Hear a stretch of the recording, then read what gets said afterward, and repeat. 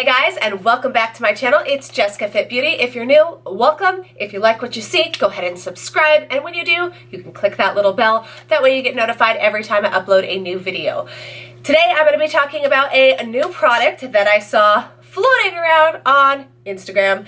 As you guys all know, what was the rage over the last couple months was the SiliSponge. Everybody blew their crap over this thing. Anyway, I found this company called Masinisa, and they have their version of the SiliSponge blender, but it's even better, or so they claim.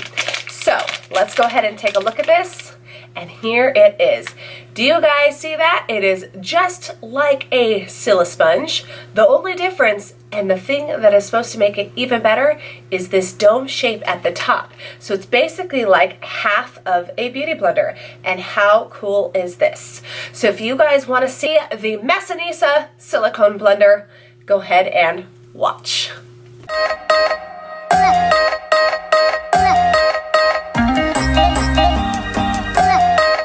So to get started, I want to compare the Masinisa 3D silicone blender, look how cool this is, to the traditional beauty blender. So we're going to do this side of my face with the traditional beauty blender and this side of my face with a 3D silicone blender. It is said to save product and help spread the product more evenly to give you more flawless skin. So let's see if it stacks up, if it's any better, if it's any worse. I'm going to let you know. To get started, of course, I'm going to go ahead and apply the Benefit Porefessional, which is one of my favorite primers. Alright, so I'm going to go ahead and use the NARS All Day Luminous Weightless Foundation because I already know that I love this product. I know what it looks like. And what I'm going to do is just apply dots on my face. And I'll do the same thing on the other side. I'm going to go ahead and use the 3D sponge. We're going to start off with the dome end, which is right here. And we're just going to go ahead and press it in. Okay, so one thing I think that I really like about this is because it is shaped like the Beauty Blender on one side, I can really get right in next to my nose, no problem. And it is blending the product really nicely so far. The one thing I do find is it seems to be taking me a little bit longer to put the foundation on. And you know, if you're a girl that likes to not have to take your time in the morning and you're kind of in a rush, this would be kind of irritating. Let's go ahead and do this side of the face with the Beauty Blender. Alright, so I will say this. Actually, this side looks like it has a lot more coverage than this side. I feel like the Beauty Blender kind of pulled away some of the product, whereas this looks much more full coverage, really sunk into the skin. Alright, I'm going to go ahead and go in with the Tarte Shape Tape. As you guys know, this is like my favorite ride or die concealer. Use it all the time. And I probably put way too much of this on. But this is like what I'm used to because I'm so used to using a beauty blender. Very, very pointy, so I can get right up in there next to my eyes, get right along my nose, and then I can kind of take the fat end and just really work it out. But you have to work a lot more at it. It's not like the beauty blender. You guys will see when I go in with the beauty blender how much quicker it is. Works on top of the eye too. I can literally get right in there.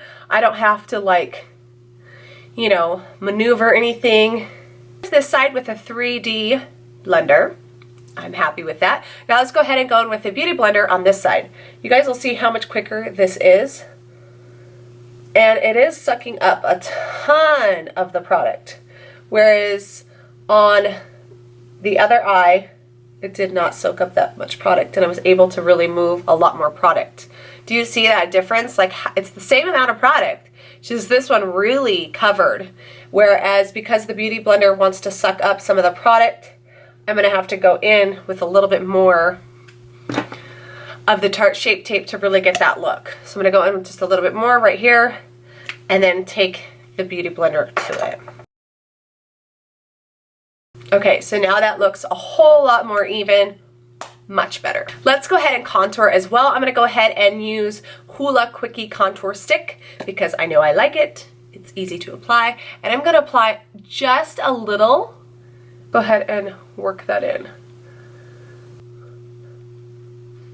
Okay, that was so easy for contour.